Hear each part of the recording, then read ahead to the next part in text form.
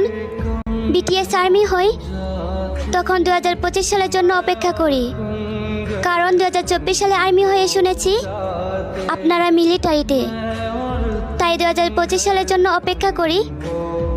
আর আপনারা যখন 2025 সালে ফিরে আসেন তখন মনে হয় এই সালটা যেন শেষ না হয়, আটকে যাক এই সালে।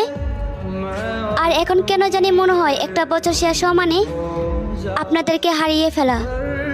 জানি না সে নিকৃষ্ট দিনে কি হবে, যেদিন হাজারো প্রজাপতির চোখের পানি দেখো আমার রাজাদের মন গলবে না, হয়তো থাকতে চাইবে কিন্তু বাস্তবে হারিয়ে যাবে।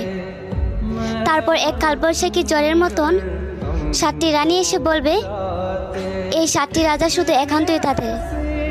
সেদিন হয়তো শুধু দেখবো কিন্তু বলতে পারবো না তারা আমাদের।